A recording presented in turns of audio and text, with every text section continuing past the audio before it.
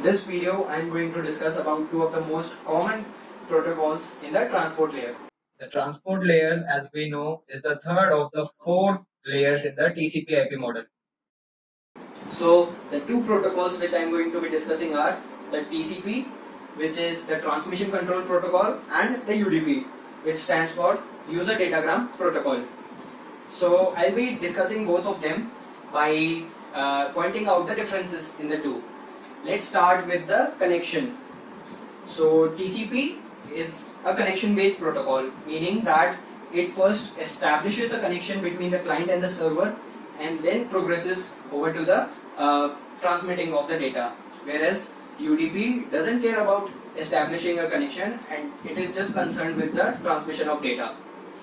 The TCP uses a three-way handshake mechanism for establishing the connection. Let's have a look at it. Let me explain the three-way handshake mechanism. First, as you can see, the client sends a request to the server, which is denoted by the SYN number. Here SYN stands for synchronization. It is basically like a request like, hey server, would you like to establish a connection with me? And for denoting that, we have sent a SYN segment, we have written here 1. These bits, these things like ACK number is set to 0. ACK stands for acknowledgement, which we will be covering later. And the sequence number is the initial sequence number of the client, which I have randomly put as 8002. In real life situations, these numbers are quite large, but for the sake of example, I have taken it as 8002. After receiving the request from the client, the server sends it a request which is denoted by the SYN number. It is saying that, okay, I have accepted your request, which is denoted by the acknowledgement number here, that okay, I have accepted your request of setting up a connection, but I also want you to set up a connection with me from your side. So the logic behind putting this number as 8003 is that we add 1 to the initial sequence number of the client. As you can see here, the sequence number of the server has been initially set up as 3001. Again, this is just a random number for the sake of this example. Now, after receiving the server's answer as well as its request, the client decides and acknowledges its request. This can be showed here that the client has set the acknowledgement number to 3002, which is the initial sequence number of the server plus 1. So it has become 3002. And the sequence number of the client has now become 8003. Initially it was 8002, but because the server set the acknowledgement number to 8003, so we use that number as the final sequence number of the client. Also, as now there is no need for any further request, the SYN number, the SYN segment has been set up as 0. So in this way, the two-way connection between the client and server has been set up. In the first two steps, that is the step 1 and this step number 2, the connection between the client and server was set up. But in the step number 2 and step number 3, the connection between the server and the client has been set up. This way, we have established a two-way connection because the data might be transferred from the client to the server, also from the server to the client. That's all. Coming back to the differences in the two protocols, reliability is a big difference between the two. TCP is known to be a very reliable protocol. We'll discuss why it is so in the next few points of differences. UDP, on the other hand, is not a reliable protocol, primarily because there are no ways for the compensation of lost packets. So one of the primary causes why TCP is reliable is that it allows retransmission. You may ask, what is retransmission?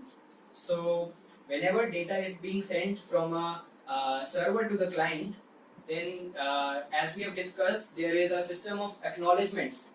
So after sending every data packet, the server waits for the acknowledgement from the client, and when a lot of time has passed without any acknowledgement due to any network error or something like that, then the server automatically assumes that there might have been any difficulties with the network, and it is possible that the client must have not received the data. So what it does is that it retransmits the data back to the client, so that in case it wasn't received by the client earlier, it may be received in this case.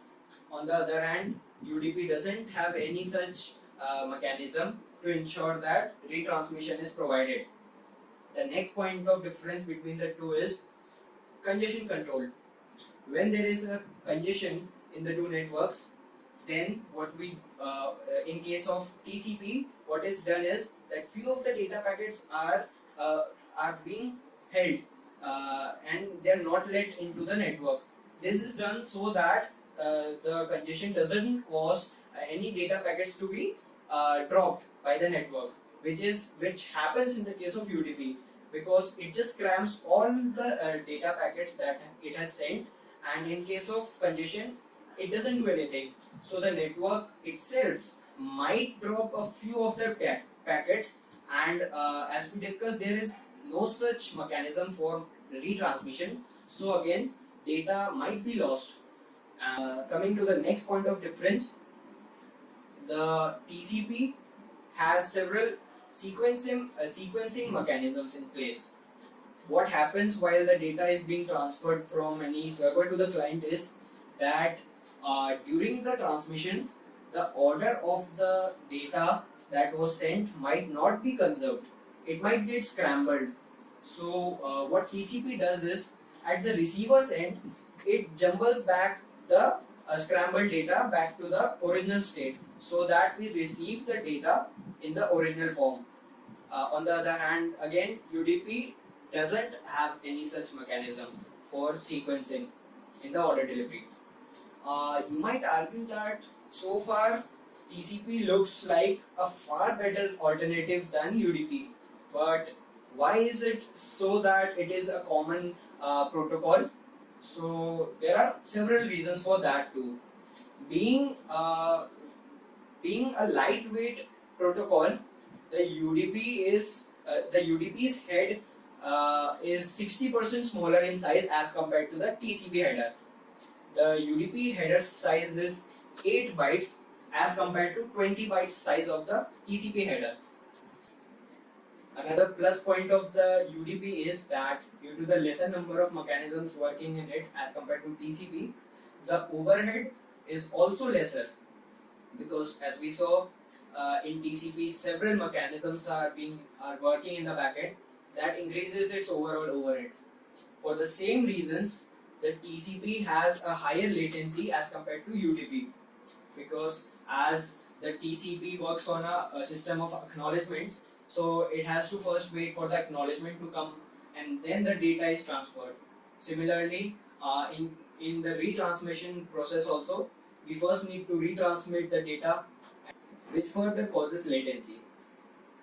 Few of the places where the TCP is used are email, web browsing, downloading, and file transfer, etc. On the other hand, UDP is used in places such as VoIP, which stands for Voice over Internet Protocol, and video and voice streaming, etc. So that's all for this video. I hope you learned some basic concepts about TCP and UDP.